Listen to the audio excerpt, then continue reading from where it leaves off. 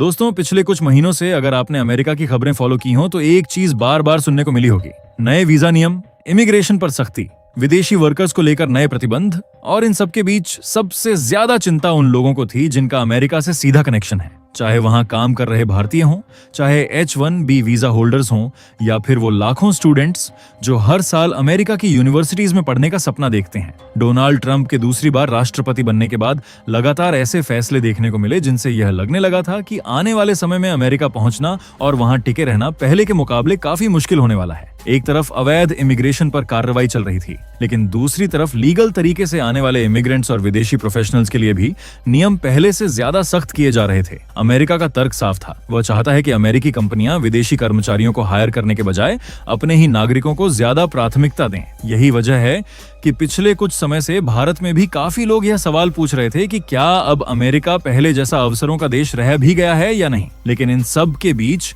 अब अमेरिका से एक ऐसी खबर सामने आई है जिसने लाखों भारतीय परिवारों को राहत दी है। और यह सिर्फ अमेरिका में रह रहे भारतीयों के लिए ही बड़ी खबर नहीं है, बल्कि उन छात्रों के लिए भी राहत की बात है जो आने वाले समय में पढ़ाई के लिए अमेरिका जाने की तैयारी कर रहे हैं। दिलचस्प बात यह है कि इस फैसले का फायदा सिर्फ व्यक्तियों तक सीमित नहीं रहने वाला। इसका असर भारत की अर्थव्यवस्था पर भी दिखाई दे सकता है, क्योंकि विदेशों में रहने वाले भारतीय हर साल अरबों डॉलर भारत भेजते हैं और यह रकम भारतीय फॉरेन रेमिटेंस का एक बहुत बड़ा हिस्सा बनती है। यानी एक फैसला जिसका असर अमेरिका में रहने वाले भारतीयों पर भी पड़ेगा, भारत आने वाले डॉलर फ्लो पर भी पड़ेगा, और भारत सरकार के लिए भी यह एक सकारात्मक संकेत माना जा रहा है। क्या है ये पूरा मामला? अमेरिका से आखिर ऐसी कौन सी खबर आई है जिसे भारतीय समुदाय के लिए बड़ी राहत माना जा रहा है? इस पर हम विस्तार से बात करेंगे, लेकिन उससे पहले इस वीडियो में कुछ और भी बेहद महत्वपूर्ण अपडेट्स हैं। भारत की रक्षा मंत्रालय ने अपनी ही एक सरकारी डिफेंस कंपनी पर कार्रवाई करने का फैसला क्यों किया है? बांग्लादेश, नेपाल, चीन और ब्रिक्स से जुड़ी कौन सी बड़ी खबरें सामने आ रही हैं? और इन घटनाओं का भारत पर क्या असर पड़ सकता है? आज की वीडियो में हम इन सभी मुद्दों को विस्तार से समझेंगे। लेकिन दोस्तों, उससे पहले फटाफट से लाइक और सब्सक्राइब वाला बटन दबा दीजिए, आपसे हम्बल रिक्वेस्ट है। खैर चलिए दोस्तों, सबसे पहले बात करते हैं भारत और अमेरिका से जुड़ी उस खबर की जिसे अमेरिका में रहने वाले लाखों भारतीय और अमेरिका जाने का सपना देखने वाले हजारों स्टूडेंट्स काफी राहत के साथ देख रहे होंगे, क्योंकि डोनाल्ड ट्रंप एडमिनिस्ट्रेशन ने पिछले कुछ समय में H-1B वीजा को लेकर जो सख्त कदम उठाए थे उनका सबसे बड़ा असर भारतीयों पर ही पड़ रहा था। लेकिन अब अमेरिका की कोर्ट ने ट्रंप प्रशासन को बड़ा झटका देते हुए उस फैसले पर रोक लगा दी है। रेफरेंस के लिए आपकी स्क्रीन के ऊपर आर्टिकल का स्क्रीनशॉट है। न्यूज निकल कर आ रही है कि अमेरिका की फेडरल कोर्ट ने H-1B वीजा से जुड़ी उस नई 1 लाख अमेरिकी डॉलर की फीस को गैर कानूनी करार दे दिया है, जिसे ट्रंप प्रशासन लागू करना चाहता था। कोर्ट का साफ कहना है कि अगर सरकार इस तरह की रकम वसूलती है तो यह सिर्फ फीस नहीं बल्कि एक तरह का टैक्स बन जाता है, और अमेरिकी संविधान के मुताबिक नया टैक्स लगाने का अधिकार केवल कांग्रेस यानी अमेरिकी संसद के पास होता है, किसी राष्ट्रपति के पास नहीं।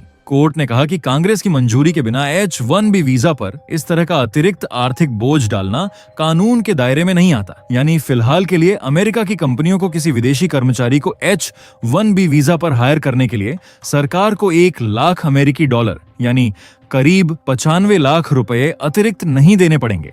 अब यहाँ समझने वाली बात यह है कि यह मामला भारत के लिए इतना महत्वपूर्ण क्यों है। दरअसल पिछले साल डोनाल्ड ट्रंप प्रशासन ने H-1B वीजा नियमों को और सख्त करने के उद्देश्य से यह व्यवस्था लाई थी कि अगर कोई अमेरिकी कंपनी किसी विदेशी प्रोफेशनल को H-1B वीजा पर नौकरी देती है तो उसे भारी फीस जमा करनी होगी।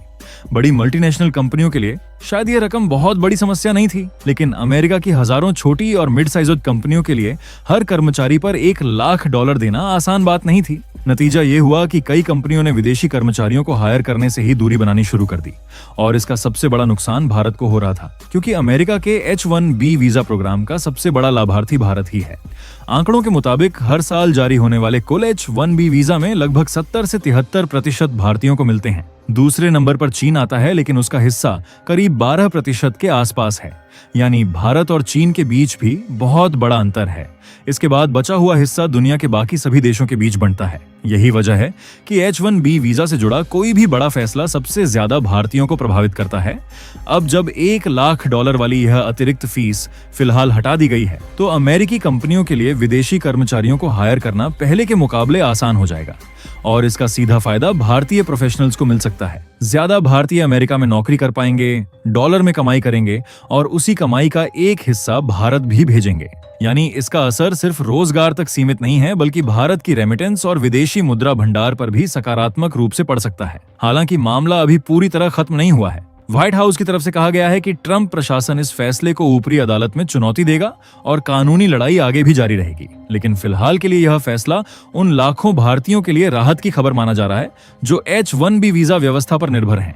दिलचस्प बात यह भी है कि हाल के महीनों में अमेरिकी अदालतें ट्रंप प्रशासन के कई बड़े फैसलों को चुनौती देती दिखाई दी हैं। पहले टैरिफ से जुड़े फैसलों पर सवाल उठे, फिर ग्रीन कार्ड से जुड़े मामलों में हस्तक्षेप देखने को मिला और अब H1B वीजा नियमों पर भी कोर्ट ने रोक लगा दी है। यानी यह साफ संकेत है कि अमेरिका में राष्ट्रपति चाहे कितना भी शक्तिशाली क्यों ना हो, लेकिन वहां की न्याय व्यवस्था उसके फैसलों की समीक्षा करने और जरूरत पड़ने पर उन्हें पलटने की ताकत रखती है। Next update Hindustan aeronautics limited और तेजस प्रोग्राम से जुड़ी हुई है।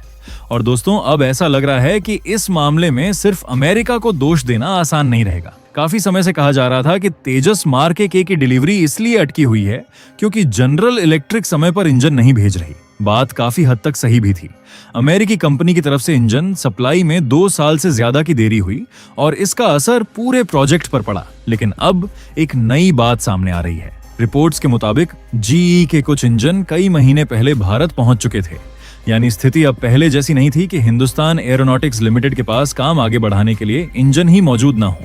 यहीं से सवाल शुरू होते हैं, क्योंकि हिंदुस्तान एरोनॉटिक्स लिमिटेड पहले ही बता चुकी थी कि तेजस मार्क ए के कई एयरफ्रेम तैयार हालत में मौजूद हैं और सिर्फ अंतिम इंटीग्रेशन का काम बाकी है। अगर ऐसा था तो फिर जो इंजन आ चुके थे उन्हें लगाकर कम से कम कुछ फाइटर जेट्स इंडियन एयरफोर्स को सौंपे क्यों नहीं गए?